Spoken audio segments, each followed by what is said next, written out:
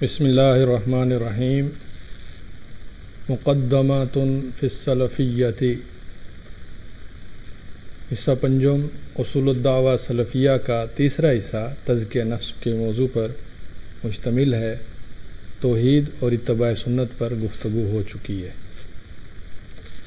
تو تزکیہ کا کیا مطلب ہے، کیوں ضروری ہے؟ تزکیہ کہتے ہیں کہ دلوں کی اصلاح کرنا، دلوں کو نشو و نما دینا، دلوں کو پاک صاف کرنا، یعنی دل کے اندر خوف، رجا، امید، توبہ، استغفار، توکل، محبت، یہ چیزیں، اخلاص اور حب آخرت اور حب دنیا سے پرہیز، یہ چیزیں بنیادی چیزیں ہیں جو قرآن کے اندر بے شمار مقامات پر بیان ہوئی ہیں۔ تو یہ ساری چیزیں دلوں کے اندر پیدا ہوتی ہیں، اخلاص بھی اور آخرت کی محبت بھی اور اللہ کی محبت بھی اور اللہ کا خوف بھی۔ تو دلوں کی اصلاح ہی اصل مقصود ہوتی ہے، اور دلوں کی اصلاح کے بعد ہی عادات اور اخلاق اور ظاہری اعمال اور عبادات وغیرہ کی اصلاح ہوتی ہے۔ تو تزکیہ اصل میں اصلاح قلب کا نام ہے، اور اس کے بعد اصلاح ظاہر بھی اس کے اندر شامل ہے۔ تو تزکیہ وہ کام ہے جس کے لیے نبی صلی اللہ علیہ وسلم مبعوث ہوئے، جیسا کہ اللہ نے فرمایا وَيُعَلِّمُهُمُ الْكِتَابَ وَيُزَكِّيهِمْ، اور نبی صلی اللہ علیہ وسلم اپنے ذات کا بھی تزکیہ طلب کرتے، کوشش کرتے، چنانچہ عبادت کرتے، دعائیں مانگتے، استغفار کرتے اور عمل کی کوشش کرتے۔ تو یہ اللہ کا فضل ہوتا ہے بندے پر کہ اللہ کسی نفس کے تزکیے میں انسان کی مدد کرتے ہیں۔ تزکیہ سلفی منہج ہے۔ سلفی اپنے نفسوں کی اصلاح اسی طریقے سے کرتے ہیں جیسا کہ نبی صلی اللہ علیہ وسلم نے صحابہ کے نفسوں کی اصلاح کی۔ اصلاح تزکیہ نفس کا منہج جو ہے وہ وہی ہے جو نبی صلی اللہ علیہ وسلم سے منقول ہو۔ تو وہ سلفی وہ کوئی نیا طریقہ نہیں اختیار کرتے جیسا کہ صوفیہ کرتے۔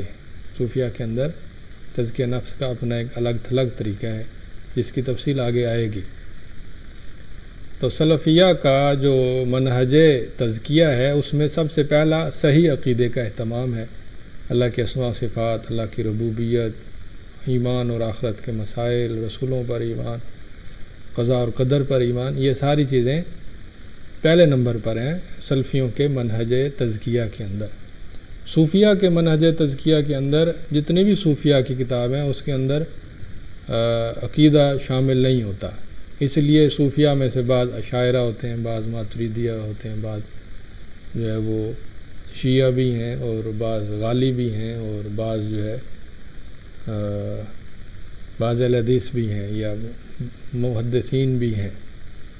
تو صوفیہ جو ہیں وہ عقیدے کا اہتمام نہیں کرتے۔ سلفی جو ہیں وہ فرائض اور نوافل کا اہتمام کرتے ہیں۔ ان کے خیال میں ایمان گھٹتا بڑھتا ہے، نیکی کرنے سے ایمان بڑھتا ہے اور نوافل سے اللہ کی محبت نصیب ہوتی ہے۔ اور مومن کو چوکنا ہونا چاہیے کہ وہ شیطان کے ہتھے چڑھ کر کوئی ہلکے عمل نہ کرے اور اعلیٰ عملوں کو چھوڑ دے، نوافل پر محنت کر کے فرائض کو چھوڑ دے۔ مومن کے لیے یہ مناسب نہیں ہے۔ مومن کو اس بارے میں چوکنا ہونا چاہیے کہ وہ فرائض کو زیادہ اہمیت دے اور اس کے بعد نوافل کو اہمیت دے، پہلے افضل اعمال کرے اور پھر مفضول اعمال کرے۔ تو اہل سنت اور صوفیہ میں تزکیہ نفس کے معاملے میں جو فرق ہے وہ یہ ہے کہ غایت یعنی اہداف کا بھی فرق ہے اور طریقہ کار کا بھی فرق ہے۔ اخوانی وہ صوفیہ سے متاثر بھی ہیں اور ان کے اندر بعض جدیدیت والے امور بھی ہیں، اور اسی طرح سے تبلیغی جماعت یہ بھی صوفیہ سے متاثر ہے۔ تو صوفیہ کے اندر جو تزکیے کی غایت ہے، ہدف ہے یا جو منزل ہے وہ اہل سنت سے مختلف ہے۔ اہل سنت کے نزدیک تزکیہ نفس کی منزل یا ہدف یہ ہے کہ اللہ کی عبادت اور عبودیت کمال درجے پر پہنچ جائے، یعنی اللہ کی فرما برداری اور اللہ کی عبادت میں ایسا کمال حاصل ہو کہ اللہ کی نافرمانی ممکن نہ رہے اور انسان جو ہے وہ مکمل طور پر اللہ کا فرما بردار بن جائے۔ صوفیہ کے نزدیک تزکیہ نفس کی غایت یا منزل یا ہدف یہ ہے کہ وہ فنا کے مرتبے پر پہنچ جائے۔ فنا کا مطلب یہ ہوتا ہے کہ وہ اسے عبادت میں اتنی لذت نصیب ہو کہ وہ دنیا و ما فیہا سے غافل ہو جائے اور وہ ایک مدہوشی کی کیفیت میں ہو، اسے وہ فنا کہتے ہیں۔ تو فنا کا جو درجہ ہے یعنی عبادت میں لذت کا حصول، تو اہل سنت یا سلفیوں کے نزدیک بھی پسندیدہ ہے، لیکن وہ اس لذت کے حصول کے لیے کوئی ایسا طریقہ اختیار نہیں کرتے کہ جو سنت سے انحراف پر مبنی ہو، جبکہ صوفیہ ایسا طریقہ اختیار کر لیتے ہیں، مثلا ذکر میں غلو کرتے ہیں، صرف اللہ اللہ کی ضربیں لگاتے ہیں، صرف ہو کی ضربیں لگاتے ہیں، اور اسی طرح سے گانے اور موسیقی سے بھی فائدہ اٹھانے کی کوشش کرتے ہیں کہ اللہ کی طرف جو ہے نا وہ والہانہ محبت پیدا ہو جائے۔ تو وہ فنا کی کیفیت یا سکر کی کیفیت یا مدہوشی کی کیفیت حاصل کرنے کے لیے وہ فکر مند بھی ہوتے ہیں اور اس کے لیے بدعات بھی اختیار کرتے ہیں۔ فنا کی کیفیت کو اس مقدمہ سلفیہ والے نے وحدت الوجود قرار دیا ہے۔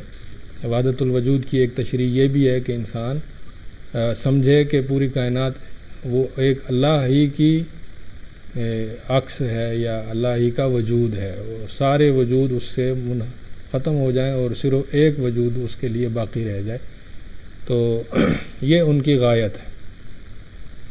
تو تزکیے کے عملی جو طریقے ہیں اس میں بھی اختلاف ہے۔ اہل سنت تزکیے کے عملی طریقوں میں عقیدے پر اہتمام کرتے ہیں، فرائض کا اہتمام کرتے ہیں، معاصی اور منکرات سے بچتے ہیں، مستحبات کی کوشش کرتے ہیں اور مکروہات سے اجتناب کرتے ہیں۔ یہ سلفیہ کا عملی تزکیہ ہے۔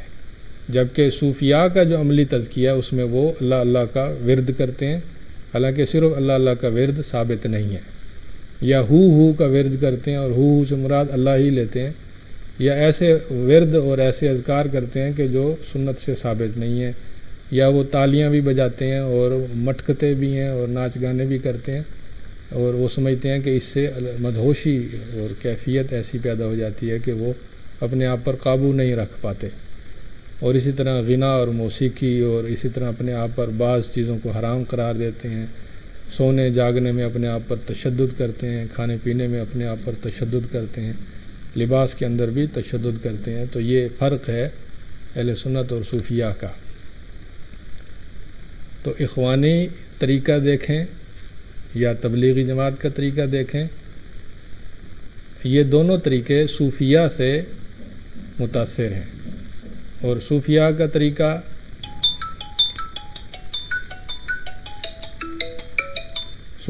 طریقہ جو ہے وہ سلفی منہج سے 7 چیزوں میں مختلف ہے۔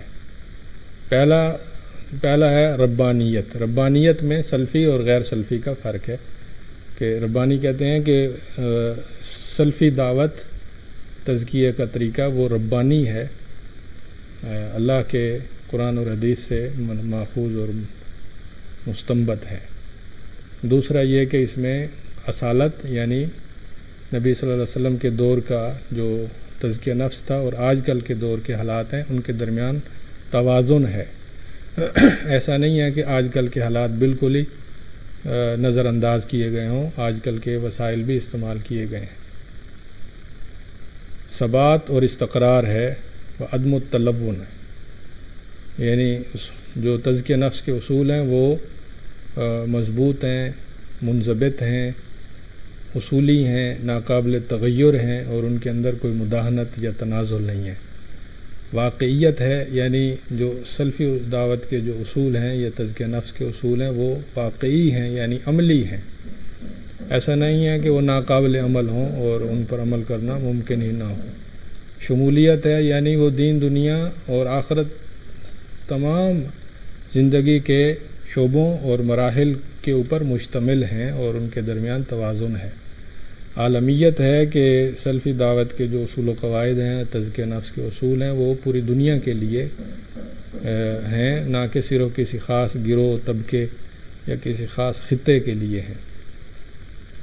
تو سلفی دعوت کا جو تزکیہ نفس کا طریقہ ہے وہ مادی تہذیب یا جو جدید سائنسی تہذیب ہے یا جو جدید ٹیکنالوجی ہے اس کے ساتھ کلی طور پر متصادم نہیں ہے، بلکہ بعض چیزوں میں ہم جدید ٹیکنالوجی سے، جدید مادیت سے، جدید سائنسی چیزوں سے ہم استفادہ کر سکتے ہیں۔ یہ سلفی دعوت کے اصولوں میں سے ایک اصول ہے۔